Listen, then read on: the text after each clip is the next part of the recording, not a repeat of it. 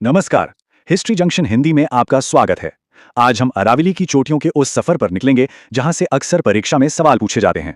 इस सेशन में हम हर जरूरी फैक्ट को ऐसे समझेंगे कि वो हमेशा के लिए याद हो जाए। इस सफर को हम बहुत ही सिस्टमैटिक तरीके से पूरा करेंगे।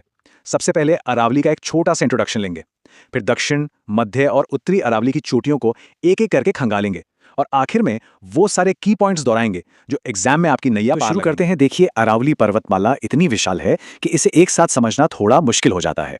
इसलिए पढ़ाई में आसानी के लिए इसे 3 हिस्सों में बांटा गया है: दक्षिणी, मध्य और उत्तरी अरावली। हम इन्हीं तीनों हिस्सों को एक एक करके समझेंगे। शुरुआत करते हैं दक्षिणी अरावली से, जो इस पूरी पर्वतमाला का सबसे ऊंचा और सबसे शानदार हिस्सा है। यहाँ की चोटियां सचमुच आसमान से बातें करती हैं और इसकी एवरेज हाइट ही करीब करीब 1000 मीटर है।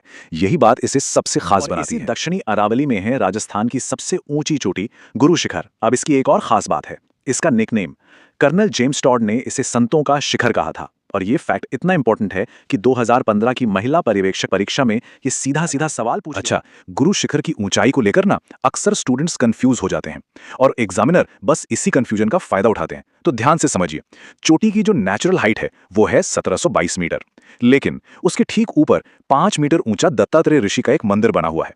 तो मंदिर को मिलाकर कुल ऊंचाई हो जाती है 1727 मीटर। जैसा आप देख सकते हैं, दोनों ही ऊंचाइयां अलग अलग परीक्षाओं में पूछी जा चुकी हैं, इसलिए दोनों को याद रखना बहुत ही जरूरी है। अब इस एरिया की टॉप 5 चोटियों को एक क्रम में देख लेते हैं। गुरु शिखर के बाद दूसरे नंबर पर आती है शेर और फिर है दिलवाड़ा। अब मजेदार बात यह है कि ये तीनों ही चोटियां सिरोही जिले में हैं। इसके बाद चौथे नंबर पर उदयपुर की जरगा है और पांचवी है अचलगढ़, जो फिर से सिरोही में ही है। ये क्रम और इनके जिले दोनों ही परीक्षा के लिए बहुत महत्वपूर्ण हैं। अब दक्षिण की ऊंची ऊंची चोटियों से आगे बढ़कर मध्य अरावली की ओर चलते हैं। इसका कैरेक्टर बिल्कुल अलग है। इसकी सबसे बड़ी पहचान है कि इसमें सबसे ज्यादा गैप्स यानी कि अंतराल पाए जाते हैं। और हाँ, ये फैक्ट भी एग्जाम में पूछा जा चुका है। अरावली की चोटियों का क्रम कुछ ऐसा है। सबसे ऊंची है टॉडगढ़, जिसे गोरमजी भी कहते हैं, और ये अब ब्यावर में है। इसके बाद अजमेर में तारागढ़ का नंबर आता है और फिर नाग पहाड़, जो अपने सांप जैसी आकृति के लिए जाना जाता है। अब हम अपने सफर के आखिरी पड़ाव पर पहुंच गए हैं, उत्तरी अरावली। इसकी औसत ऊंचाई बाकी दोनों हिस्सों से काफी कम है, लगभग 450 मीटर।